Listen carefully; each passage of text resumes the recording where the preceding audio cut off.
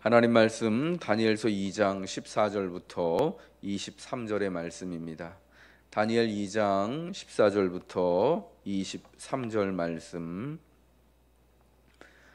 봉독합니다. 그때의 왕의 근위대장 아리옥이 바벨론 지혜자들을 죽이러 나가매 다니엘이 명철하고 슬기로운 말로 왕의 근위대장 아리옥에게 물어 이르되 왕의 명령이 어찌 그리 급하냐 하니 아리옥이 그 일을 다니엘에게 알림해 다니엘이 들어가서 왕께 구하기를 시간을 주시면 왕에게 그 해석을 알려드리리이다 하니라.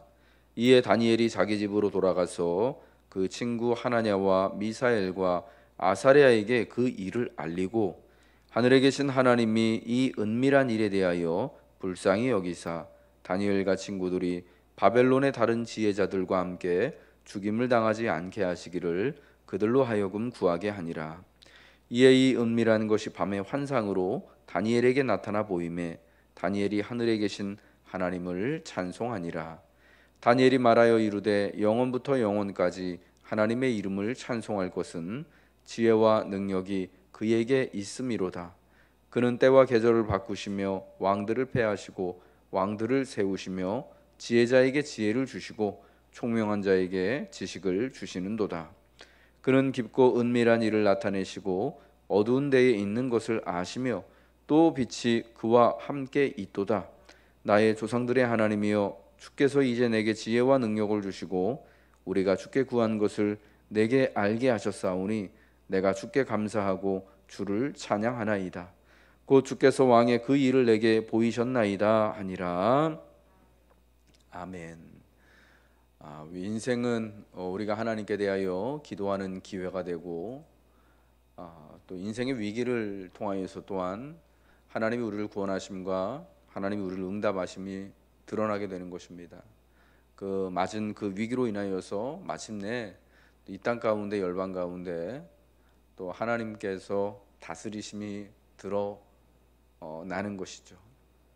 하나님이 위기를 사용하시는 방법은 이렇듯 하나님의 뜻대로 특별히 하나님이 세상에 드러나고 증거되어지며 또 위기를 통하여 기도하는 또 다니엘과 같은 하나님의 백성들을 하나님이 이방 왕의 그 엄청난 권세 가운데서도 지키시고 구원하시고 높이신다. 또 그를 통하여서 하나님께 나아가며 하나님을 의지하는 자들을 붙드신다라는 것을 분명히 보여주는 것입니다. 이 왕의 진짜 이 험한 뭐라고 말할 수 없는 이 명령을 따라서 바벨론의 모든 지혜자들이 죽임을 당할 때 다니엘과 그의 친구들도 함께 죽임을 당할 그런 운명에 처하게 됐습니다.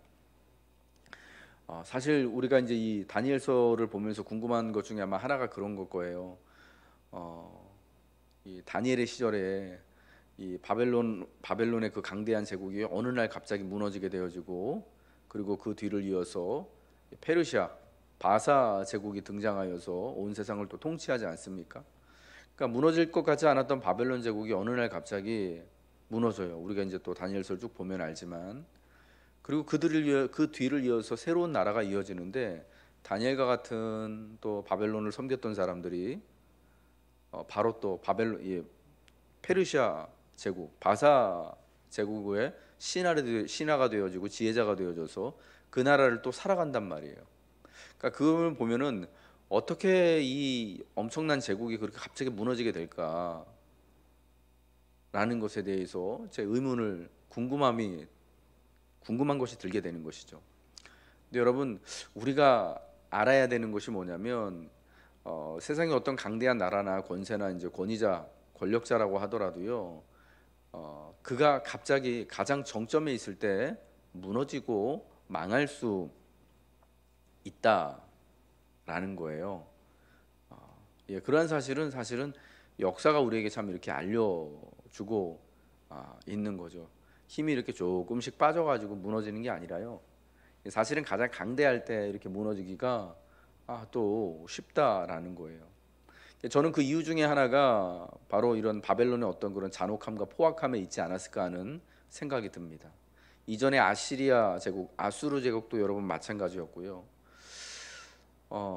바벨론에서 페르시아로 이제 제국이 바뀌고 예, 바사 제국이 이제 페르시아 제국이 온 세상을 통치하게 될 때 사실은 바벨론에서 신화 노릇하고 있던 많은 사람들이요 페르시아에 가서 그대로 또 거기서 또 페르시아 왕을 섬기고 제국을 섬기면서 살거든요. 예, 그런 이유로요 사람들은 이렇게 보는 거예요. 예, 바벨론이 멸망할 수밖에 없었던 이유는 뭐냐면 느부갓네살과 같은 또 그 뒤를 이어서 나오는 뭐 벨드사살 같은 벨사살 같은 왕도 그렇지만 이 권력 잡은 자들이 그 제국 자체가 굉장히 사람들에 대하여서 심지어 같은 그 권력을 공유하고 있는 그 제국 안에 권력자들 고위공직자들이라고 하더라도 굉장히 잔혹했다라는 거잖아요. 왕의 기분과 명령에 따라서 뭐 사실은 모든 지혜자들을 갖다 다 죽여라라고 하는 이런 명령이 내릴 만큼 화가 난 건 이해를 하지만은 아무튼 너무나 좀 도가 지나치는 그런 모습이잖아요. 예, 그래서 이런 모습들을 보면서 그 제국을 섬기고 왕을 섬겼던 바벨론의 신하들이요. 페르시아 제국이 그러니까 바사 제국의 이제 그 왕이 다리오 왕이 이제 바벨론을 무너뜨리잖아요. 그 침공에 들어왔을 때 이 뭐라 그럴까요? 나쁘게 말하면은 이 페르시아 제국하고 내통을 한 거죠. 예. 그뭐 사실은 이 신하들 입장에서는 이 나라가 이 바벨론 제국이 무너지고 박살나더라도 자기들은 관계 없는 거예요. 왜냐하면은 뭐 너무 이제 뭐 그 가지고 있는 그 엄청난 권력을 가지고 너무 잔혹하게 굴고 심지어 그 바벨론 제국 안에서도 굉장히 높은 고위공직을 가지고 있고 권력을 가지고 있는 자라고 할지라도 왕이나 혹은 자기보다 더 큰 권력을 가진 사람들의 눈밖에 나면 언제 어느 날 죽일지도 모르고 끝날지도 모르는 이런 상황에서 그 나라의 그 제국의 그 왕에 충성하고 싶은 마음이 안 드는 거잖아요. 예, 그래서 바벨론이 무너질 때 그 바벨론의 신하들이 귀족들 중에 굉장히 상당히 많은 사람들이 별로 그렇게 힘쓰지 않았다라는 거예요. 나라를 지키기 위해서. 예, 그리고 나서 다 어차피 뭐 여기 있으나 저기 있으나 똑같으니까 이 왕하고 같이 있으면 이 제국하고 같이 있으면 자기들도 어느 날 갑자기 이렇게 모든 지혜자를 죽여라라는 이런 명령을 따라서 죽을지도 모르니까 페르시아 제국에 바사 제국에 가서 이 페르시아 제국에 이제 그 다리오 왕이 들어올 때 거기 가서 이제 합력을 하게 된 거예요. 그러니까 이런 것을 보면요 세상의 권력이요 참 되게 무정한 거죠. 그리고 또 잔혹한 거죠. 그 잔혹한 권세는요 많은 세상의 모든 것들 살림도 그렇고 사람도 그렇고 짐승도 그렇고 세상의 모든 것들이 그 앞에 무릎 꿇게 하고 얼굴도 들지 못하도록 하게 복종하게 만들지만 그러나 그게 진짜 마음속에서부터 우러나서 그 사람을 존중하고 그 권력 앞에 순종하고 복종하는 게 아니잖아요. 예, 내가 죽을까봐 그런 위기 때문에 그런 거죠. 결국 바벨론 제국이 이제 얼마 지나지 못 가서 다니엘의 때에 다른 나라로 다른 제국으로 왕으로 바뀌게 되어지는 거. 예, 그 제국이 무너지고 다른 제국이 세워지게 되는 이유는 뭐냐? 그 바벨론이라는 그 나라와 그리고 그 왕이 가지고 있었던 그 잔혹하고 흉포한 권세 때문에 그러했다라는 거예요. 이거는 뭐 우리가 잠깐 이제 뭐 그 사이드로 이렇게 좀 들을 수 있을 것 같은데요. 여러분 그래서 우리가 사실은 어떤 데이든지 간에 오늘 뭐 다니엘이 그랬던 것처럼 왕의 그 시위대장 아리옥이 지혜자들을 죽이라는 명령을 가지고 나가서 지혜자들을 잡아들일 때 그에게 명철하고 슬기로운 말로 아뢰잖아요. 왕의 명령이 어찌 그리 급하냐. 내가 이제 이 왕의 말씀하신 대로 꿈의 내용을 말하고 해석을 말하겠다라고 하지 않습니까? 이런 자세가 참 필요한 것 같아요. 예.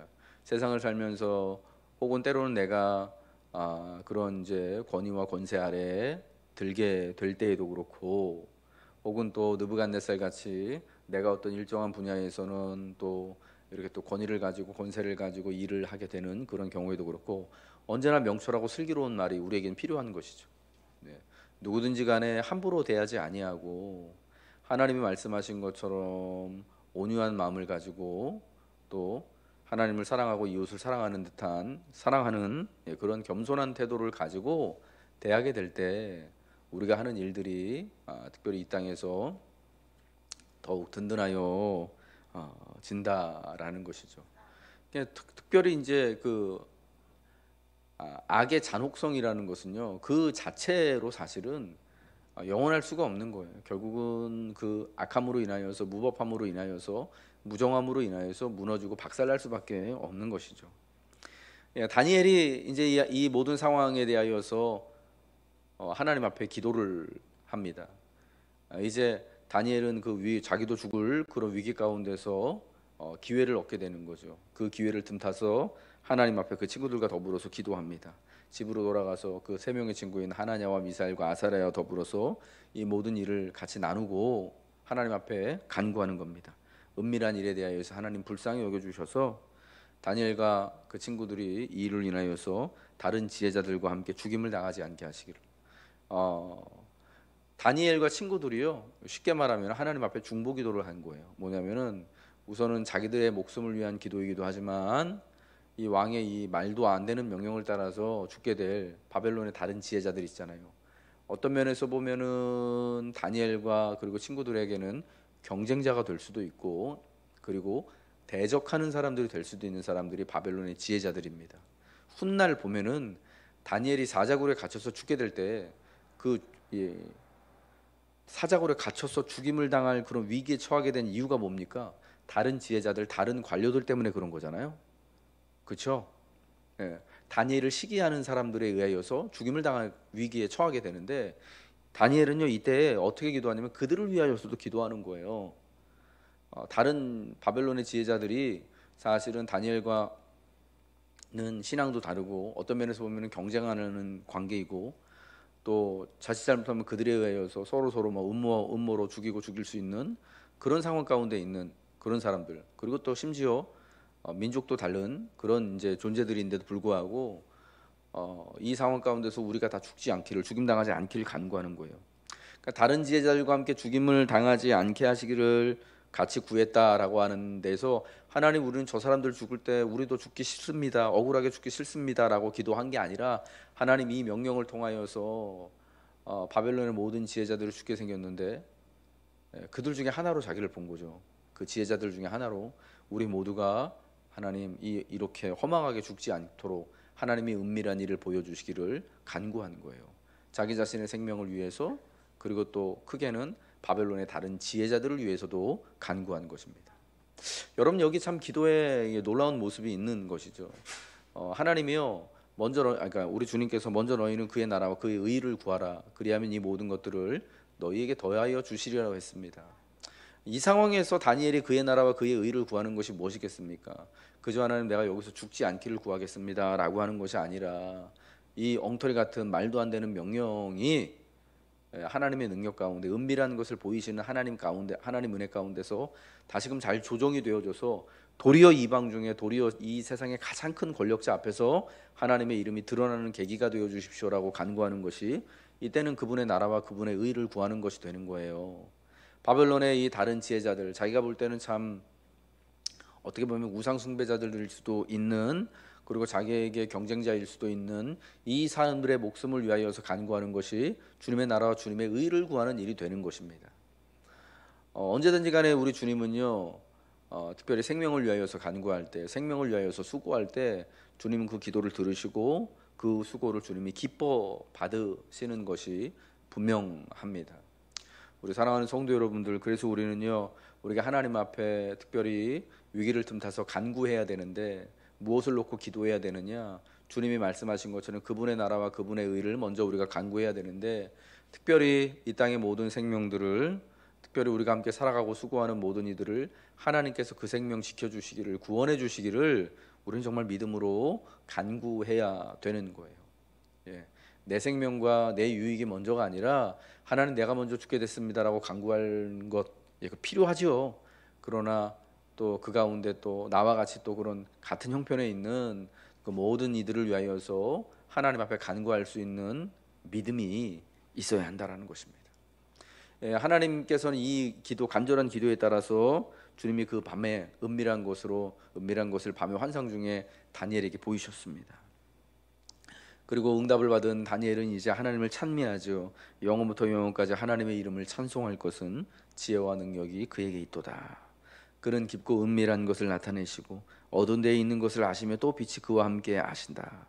그러므로 내가 주께 감사하고 찬양합니다. 주께서 왕의 그 일을 내게 보이셨습니다 라고 하나님을 높이게 됩니다. 그러니까 보세요, 위기를 틈타서 하나님 앞에 같이 기도합니다. 중보의 기도를 합니다. 하나님 마침내 응답해 주시고 응답받은 것에 대하여서 하나님 앞에 감사의 찬양과 찬미를 드리며 하나님께 영광을 올려드리며 하나님을 높이는 것입니다. 여러분, 우리에게 이러한 정말 기도의 서클, 기도의 순환이 있어야 할 줄로 믿습니다. 우리 하나님이 사랑하는 노건교회 성도 여러분들, 오늘 우리가 당한 모든 일들로 인하여서 기도할 때 특별히 함께 중보의 기도를 드려주시기를 부탁드립니다. 특별히 또 이 기도를 통하여서, 이 일들을 통하여서 하나님의 구원하심이 우리와 우리 교회뿐만 아니라 우리 가정뿐만 아니라 하나님이 기뻐하시는 모든 일 가운데 함께 드러날 수 있기를 기도하고, 하나님의 응답을, 하나님이 우리에게 응답하여 주실 때 또 하나님 앞에 또 하나님의 그 높으심과 신기한 것을 드러내시는 하나님의 지혜와 권능을 찬미하면서 하나님 앞에 경배를 드릴 수 있는 믿음의 모습이 우리에게 있어야 할 줄로 믿습니다. 주님은 기도하는 자에게 그 은밀한 일을 보여주시는 것입니다. 우리가 기도할 때 우리의 길을 인도해 주시고 우리의 생명뿐만 아니라 또 우리의 이웃의 생명까지도 우리 주님은 지켜주십니다. 그럼 오늘 우리가 해야 할 최선의 일, 먼저 우선의 일은 하나님 앞에 기도하며 오직 하나님의 영광이 드러날 수 있기를 간구하시는 것임을 여러분 꼭 기억하시길 바랍니다. 기도하겠습니다. 하나님, 주님은 기도하는 다니엘에게 이제 은밀한 중에 밤의 은밀한 환상으로 보여주셨습니다. 하나님, 주님은 기도하는 자에게 은밀한 그 일, 세상이 알지 못하고 어떤 권력과 권세를 가지고 있는 자라고 할지라도 도저히 깨닫지 못하는 일들을 보여주시고 깨닫게 하여 주시는 우리 주님이신 줄로 믿습니다. 주님, 우리가 우리 인생의 위기를 당하였을 때 하나님, 그냥 있는 것이 아니라 우리 아버지 하나님 앞에 기도의 기회를 삼게 하시고, 주님, 다니엘과 같이 그 친구들과 같이 함께 합심하여서 기도할 때 하나님 은밀한 것을 우리에게 보여주시고 또 그로 인하여서 하나님만이 우리의 능력이며 하나님만이 모든 지혜와 은밀한 것의 원천이심을 하나님 깨닫게 하여 주옵소서. 오늘도 기도하는 우리 모든 성도들의 그 은밀한 간구와 기도를 주님이 들으시고 주님, 우리들의 형편과 상황에 맞추어서 응답하여 주셔서 진실로 하나님께서 우리의 하나님이시며 우리에게 지혜와 능력을 주시는 하나님임을 감사하고 찬양할 수 있도록 하나님 우리를 붙들어 주옵소서. 오늘 한날도 주님이 우리와 동행하여 주실 때 하나님, 이 어려운 상황과 세상 가운데서도 오직 하나님만이 왕 되심이, 하나님만이 구주 되심이 우리의 삶을 통하여 드러나게 하옵소서. 예수 그리스도의 이름 받들어 기도합니다. 아멘. 하늘에 계신 우리 아버지여, 이름이 거룩히 여김을 받으시오며 나라가 임하시오며 뜻이 하늘에서 이룬 것 같이 땅에서도 이루어지이다. 오늘날 우리에게 일용할 양식을 주옵시고 우리가 우리에게 죄 지은 자를 사하여 준 것 같이 우리 죄를 사하여 주옵시고 우리를 시험에 들게 하지 마옵시고 다만 악에서 구하옵소서. 대개 나라와 권세와 영광이 아버지께 영원히 있사옵나이다. 아멘.